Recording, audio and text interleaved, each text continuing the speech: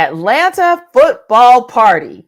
I told you guys it's Christmas. It is Christmas. It is Christmas indeed. Breaking news out of Falcons country. Now, of course, this is not official from the Atlanta Falcons. It is legal tampering that was allowed to begin at noon Eastern time here on Monday. But of course, the official will come out on Wednesday. But word is from multiple sources that the Falcons are finalizing a 4-year deal to bring Kirk Cousins to Atlanta as QB1. So finally, Jarvis, Aaron, we have been talking about this ad nauseum, but we finally have the confirmation indeed that Kirk Cousins will be the new face of football as far as who's going to be under center next season. Let me get your first reaction when that news hit, Aaron.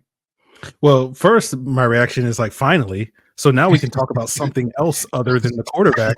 Right. So, there's a lot of other areas that we've already discussed: pass rush, wide receiver, secondary, all that stuff that we can finally sort of break into it. But I do think sort of my initial reaction is good. Like, finally, okay, like there's some stability at the quarterback position. Indeed. As we discussed. It's just like, now the Falcons can worry about all their other issues, and getting Kirk Cousins, makes a ton of sense for what this team is trying to do, which is, win now, compete in that division. And I think he's going to give you a great chance of doing that, making the playoffs. We'll see sort of how far they can get to the playoffs if and when they make it there under Kirk Cousins. But I would say we'll cross that bridge when we get to it. Let's just get to some meaningful games in January. And I think Kirk Cousins really gives the Falcons a great chance to do that. And Jarvis, the same with you. When we got that news that the Falcons are going in the direction of Kirk Cousins and that's a 4-year deal that they are looking to finalize with him, what were your thoughts? What was your first reaction? I think Raheem Morris wasn't lying when he said competitive urgency, right? Because we know exactly what you're going to get with Kirk. Like, he's going to put up some good numbers, and he's going to be able to run this offense to a T, which I totally understand.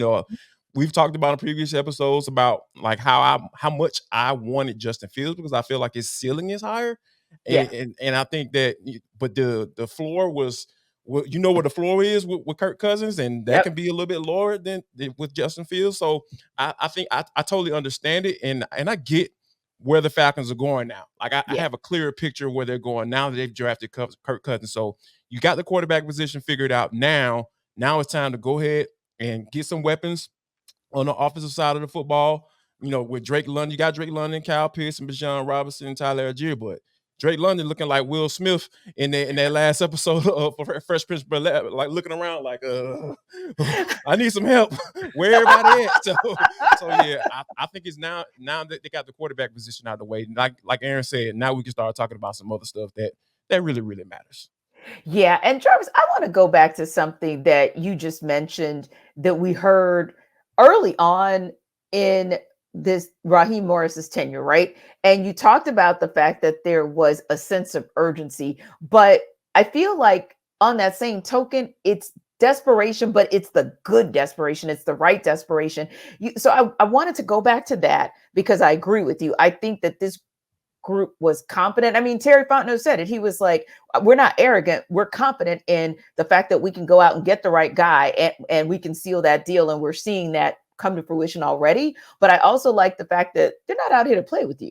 Like, it's Monday at 2:30 in the afternoon, and Kirk Cousins just had a conversation with the Vikings last night to inform them that he was going to test the free agency market. And yet here we are. So I like this type of urgency. It's the right kind of urgency. But I think the other thing that you said that was so telling and free, I'd love you to lean into this as well. How many times, Jarvis, did you say last year that you did not quite understand the direction or know the direction that Arthur Smith was going in? There were just so many moments in the offseason that you were scratching your head, except on defense. But there were so many moments where you posed that question.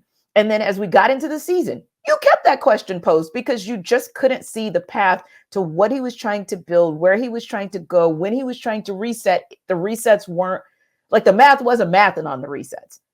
I feel like now you just said it. The path is clear. This is a very understandable path in going after Kirk Cousins.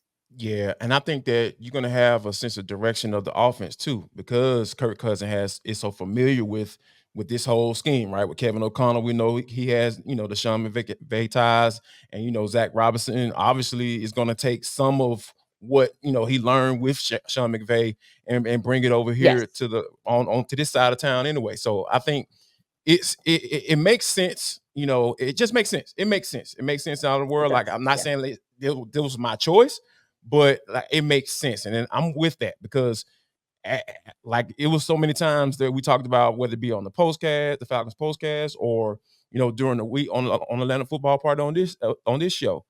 I just didn't see him putting his players in position to be successful, and I have a really good feeling, given what you have at quarterback, you're going to be able to do that on a consistent basis in the 2024 season. Free, were you surprised? Oh, I'm sorry. Go ahead. No, I was gonna piggyback on what Jarvis was saying, because it's like that's the one thing you can say about Kirk Cousins. Like, no one's sitting here these last couple of years looking at the Minnesota Vikings weapons and saying, "Oh man, you know who's underachieving? Justin Jefferson. Right. You know who didn't have a good rookie season? Jordan Addison. You know who wasn't very good in Minnesota? Stephon Diggs and Adam Thielen, right? You look at TJ Hawkinson, who was very good tight end, one of the best tight ends in the league for a large chunk of last season. And so, like, you sit there and you go, like, what you're getting in Kirk Cousins. You're going to be able to, like, that's been the big question we've had, especially these last 2 years with the quarterback play, is like, why aren't we getting more out of Kyle Pitts? Why aren't we getting more out of Drake London, right?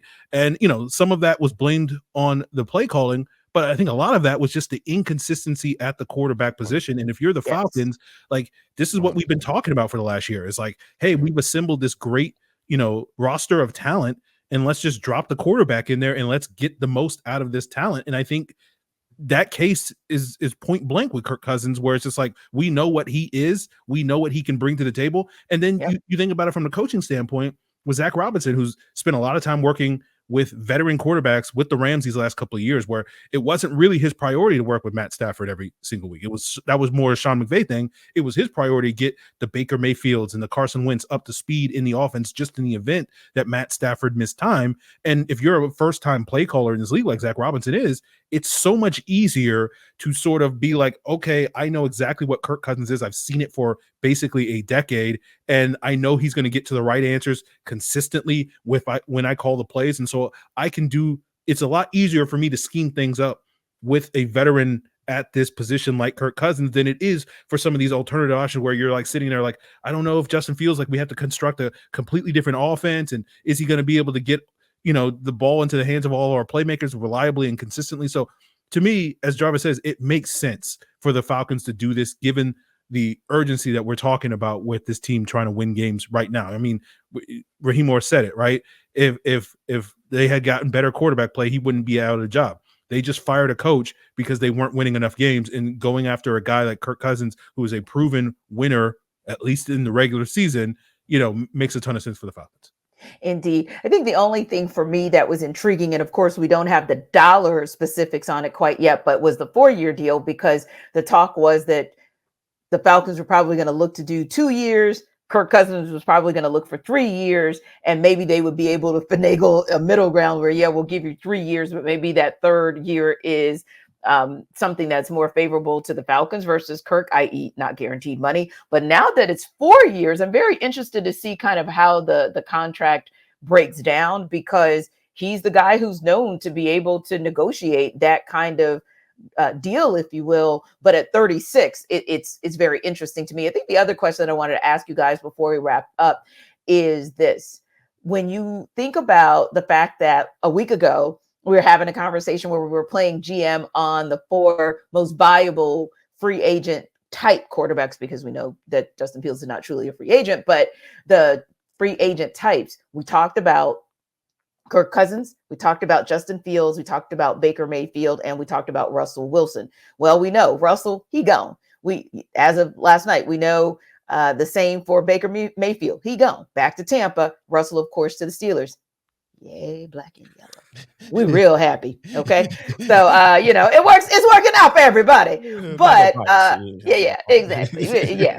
For 1.2, we'll take it. But ultimately speaking, that left it down to Kirk and Justin. So, Jarvis, why do you think that the Falcons ultimately did decide to go in the direction of Cousins versus Fields? I think that when you think about building out this team more, I think the whole draft capital piece came into play. I know there was a lot of rumblings about second round. I said that a second round pick would get it done, and I think that number probably would have been a little bit lower because given that Mac Jones, who was in that same draft class, he was giving up for a 6th round pick. 6th round, yeah. So and then Trey Lance, who was traded last year, to the Cowboys, he was a 4th round pick. So I'm thinking a 3rd round at best probably would have got that deal done. So I think when you think about giving up the draft capital and being able to add to your defense, add to your wide receiver core, I think it made, they had the money in the salary cap to kind of make it work, right? So I'd be interested, just like you, when those details come out, what those numbers look like. So the Falcons had that. So they did they basically down 2 years through 2 years away in order to be able to get to this space, to be able to spend some money and go after somebody that they want. Free, how about you? What do you think was the final decision maker or that particular line in the sand where we said, you know what, we think Kirk Cousins is our guy and we'll move on from Justin Fields? Yeah, it goes back to something we talked about before. I just think it boils down to the consistency and stability that you get, the more known commodity with Kirk Cousins that you're not quite there with Justin Fields, right?